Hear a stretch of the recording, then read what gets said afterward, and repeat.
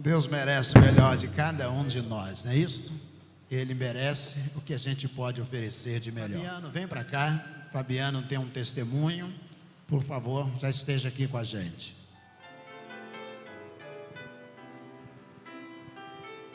Amém ou não amém? Amém. Que bênção. Nós temos na quarta-feira salas de oração. Na sala 1, os pais oram pelos filhos. Na sala 2, os filhos oram pelos pais. Na sala 3, sobre sucesso profissional, realização profissional, oportunidade no exercício da atividade profissional. E na sala de número 4, parentes e amigos orando por pessoas enfermas. E quando a gente termina, 7h10, a gente vem para cá e aí nós realizamos o encerramento, o culto aqui no templo com todas as salas de oração. Tem sido uma bênção. E numa das salas temos um testemunho, uma palavra que foi dita ali, trazida para aquele grupo da sala de sucesso profissional. E aí quando ele montou esse testemunho, ele disse: pastor, tá bom? E aí eu li o testemunho do Fabiano e disse: ah, você vai falar isso para a igreja. E disse: pelo amor de Deus, pastor. Mas ele está aqui. Fabiano é um amigo, é uma pessoa que desde que chegou aqui é aluno da EBD, trabalha no som da igreja, está comprometido com o reino de Deus. E hoje pela manhã a gente vai ouvir um homem de Deus dando o seu testemunho, a sua experiência, como tem sido a sua experiência de vida. Por favor, Fabiano, que Deus abençoe e use tremendamente sua vida. Bom dia, igreja. Se perguntaram se eu estou nervoso, é nítido. Eu acho que várias pessoas que já estiveram aqui na frente, referências aqui na igreja, como Diógenes, Charles Lippe, eles chegavam aqui e falavam assim: estou muito nervoso. E comigo não é diferente. Eu já chego aqui com alguns pontos a menos, porque recebi uma notícia agora de que um grande amigo de infância faleceu. E amanhã, que é meu aniversário, eu gostaria de estar comemorando hoje, mas estarei daqui a pouco com os enlutados. Fico também muito emocionado, porque grandes amigos meus que eu comentei que daria o testemunho hoje estão aqui me prestigiando, e isso aí me deixou muito feliz. Meu nome é Fabiano, sou filho de uma empregada doméstica e pai pintor. Tenho 46 anos, fazer 47 amanhã. Meu pai, depois de um certo tempo, passou a ser alcoólatra. Eu tive uma infância muito difícil, com muitas restrições. Passei fome e isso foi uma das melhores experiências que eu passei na vida. Eu fui para o colégio com 8 anos. Pois eu era muito pequeno, minha mãe, ela achava que não era o momento de eu ir para a escola, porque eu era muito mirradinho. Morava num barraco de madeira que chovia mais dentro do que fora. Muitas vezes não tínhamos nada para comer. Então nossa mãe nos dava água com açúcar, morno e pão velho que ela ganhava no trabalho. Eu pedia dinheiro nas ruas para ajudar na escola, pois não tinha dinheiro para comprar material escolar. Eu ia até a feira para minha mãe, mas eu não ia para fazer compra. Eu ia catar os restos que haviam debaixo das bancas, aquilo que não servia para venda. E numa dessas vezes que eu fui na feira, eu achei que estava muito bom. Cheguei em casa com a bolsa cheia, falei: mãe, a feira hoje estava muito boa. E ela falou assim: filho, sua boa vontade foi excelente, mas isso não se come. Isso é folha de couve-flor. Isso a gente não se alimenta com isso. Eu fiquei muito frustrado. Eu percebi que não tinha outro jeito. Eu teria que estudar, teria que correr atrás do prejuízo. Eu nunca repeti de série. Fui um bom aluno no ensino fundamental, ensino médio, na faculdade já fui mediano. Fiz curso técnico de contabilidade, me formei em 97 no liceu. Eu passei longos períodos desempregado, o mercado de trabalho era diferente, o racismo e o preconceito eram muito maiores e eu carregava 2 estigmas, o de ser preto e ser pobre. Eu comecei então a estudar para concursos. Em 97 eu fiz concurso para o bombeiro, só que quando eu fui fazer a prova física, Na verdade, eu nem fui, porque eu não sabia nadar. Então, deixei passar. Logo em seguida, em 98, eu fiz concurso para CPTrans e fiquei por poucos pontos. Em 99, eu trabalhava como auxiliar de serviços gerais no Museu Imperial. E eu conheci 2 rapazes, Luiz Cláudio e Rodrigo, que eles encontraram uma folha dirigida no lixo e falaram para mim: por que você não faz o concurso da Polícia Militar do Estado do Rio de Janeiro? Eu falei: cara, isso é loucura, eu desse tamanhozinho, eu fui para o Exército com 1,54 m, no Bombeiro eu tinha 1,65 m, eu falei: cara, não tem como eu fazer essa prova não. Aí ele falou assim: faz sim, cara, faz sim. Como eu estava saindo do 2º grau, eu falei: vou fazer, era a primeira prova de 2º grau. E meu padrasto falava assim: faz sim que você vai passar. Eu passei todas as etapas e na última, que era o psicotécnico, eu fui fazer na UCP, próximo da Wesleyana. A psicóloga perguntou se eu tinha algum medo. Eu falei: apenas de cachorro, tenho até hoje. Se tiver que prender alguém e tiver cachorro, meus amigos já sabem que eu não vou. Aí eu estava lá fazendo psicotécnico e ela perguntou: tu tem algum complexo? Eu falei: eu tenho complexo de inferioridade por tudo que eu vivi na minha vida. Ela falou assim: você não é diferente de ninguém, você é igual a todo mundo, não se diminua, vá em frente, você é capaz e vai conseguir, pode ficar tranquilo, vai dar tudo certo. Ali eu vi que havia uma resposta de Deus, pois a palavra de Deus diz em Gênesis 1:27: e criou Deus o homem à sua imagem, a imagem de Deus o criou, macho e fêmea os criou, o que nos leva a crer que todos nós somos iguais. Muitas das vezes nossa mente e nosso coração fazem com que não acreditemos nas promessas de Deus, e comigo não foi diferente.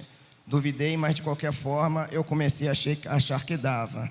Tinha que fazer hora, então fui para a igreja metodista wesleyana, pois tinha um culto chamado culto de libertação, que é por volta de 3 ou 4 horas.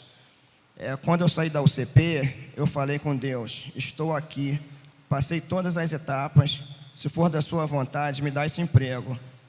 Quando a ministração começou, o rapaz que estava no louvor, ele falou algo sobre as promessas de Deus e começou a cantar: vai dar tudo certo, vai dar tudo certo. Se a gente colocar a nossa fé em ação, vai dar tudo certo. Eu pensei: parece que é para mim, mas eu não mereço que Deus fale comigo. Mas comecei a sentir algo diferente, um calor, senti o Espírito Santo me tocar, mas era muito para uma pessoa tão pequena. O ministrador começou a falar que naquele local tinha uma pessoa que tinha feito um pedido a Deus e ele estava concedendo, que Deus tinha ouvido as orações e que eu tinha pedido para tomar posse. Foi quando acreditei naquela palavra e comecei a chorar. Eu chorava muito. Quando acreditei e quebrantei o coração, o ministrador começou a cantar: já deu tudo certo, já deu tudo certo, porque você colocou a sua fé em ação e deu tudo certo. Foi quando eu saí dali e fui pegar minha bênção. Na hora do resultado, eles colocaram os reprovados para um lado e os aprovados para o outro. Ninguém sabia qual era o lado dos aprovados, mas eu sabia. E eu lembro de uma situação até muito engraçada, que chegou um oficial, me chamou, me tirou da fila, pegou um outro amigo meu também e nos mediu. Aí ele falou assim: você parece ser menor do que ele, tu é magrinho. Aí ele falou assim: ó, Deus te ajudou, você conseguiu passar na altura por causa dessa deformidade na cabeça, que eu tenho esse ovo na cabeça. Aí todos riram pra caramba, mas a minha bênção já estava comigo. Desde então, a partir do momento que eu entrei para a Polícia Militar, há 23 anos atrás, eu passei a ser dizimista. Em um dia, eu imaginei dar o dízimo de R$1.000. Eu falei: se eu der o dízimo de R$1.000, eu vou estar ganhando R$10.000. Eu falei: vou fazer uma festa quando isso acontecer. nem nos meus maiores sonhos isso poderia acontecer. A gente que é funcionário público, a gente não tem segredo quanto às nossas remunerações, que fica no portal da transparência. E quando eu fui promovido a primeiro sargento, meu primeiro salário de 10 mil, eu comemorei como se fosse um aniversário, como se fosse a coisa mais importante, porque Deus me honrou. Desde então hoje eu vivo ajudando as pessoas, agradeço muito a Deus por poder ajudar tantas pessoas. Anthony Saint-Exupéry, ele diz no livro O Pequeno Príncipe, que tu te tornas eternamente responsável por aquilo que cativas. E na capoeira, eu faço capoeira como manifestação cultural, e numa das músicas da capoeira diz que quem semeia vento, colhe tempestade, e a contrário senso, quem semeia coisas boas, vai colher coisas boas.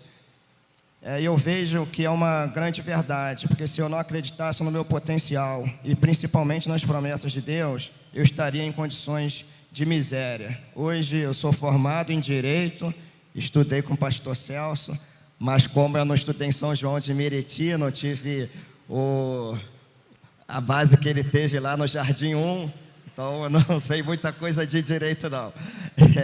Eu sou pós-graduado em Políticas e Gestão em Segurança Pública, estou no 7º período de Economia, opero na Bolsa de Valores, já ajudei muitos amigos meus a controlar as finanças, alguns até já me pediram para fazer carteiras de ações e fundos imobiliários, já montei algumas carteiras. A palavra de Deus diz que o Senhor é meu pastor e nada me faltará. O cerne da questão não é que nada me faltará, mas que o Senhor é nosso pastor, porque segundo o dicionário, Senhor significa proprietário, dono e servo, dependente de um senhor, de um poder ou força incontrolável.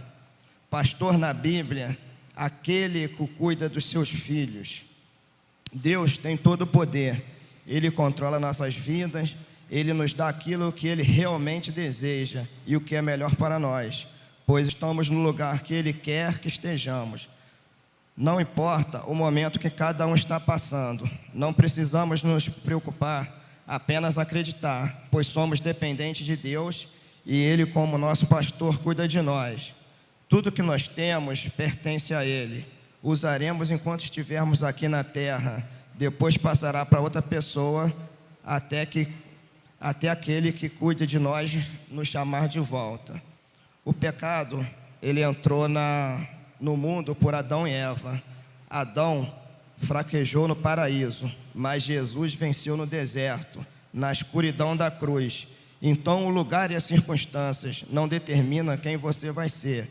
Talvez você tenha sido criado nessa circunstância, passado por essa dor, mas você pode vencer no deserto, nessa escuridão, como Deus venceu, como Jesus venceu. Você precisa fazer boas escolhas e ter um foco que é Jesus. E essa palavra fica principalmente para os jovens, para todas aquelas pessoas que acreditam que realmente Deus pode fazer a obra nas nossas vidas. Eu agradeço essa oportunidade, agradeço o pastor por ter me chamado aqui. Antes de começar isso tudo, ele já tinha me enquadrado lá em cima. O pastor falou sobre autoridade, ele enquadra até a polícia. Ele me enquadrou e falou: olha o seu tempo, hein? Falei: pastor, vai ser breve. Eu agradeço a oportunidade em nome de Jesus.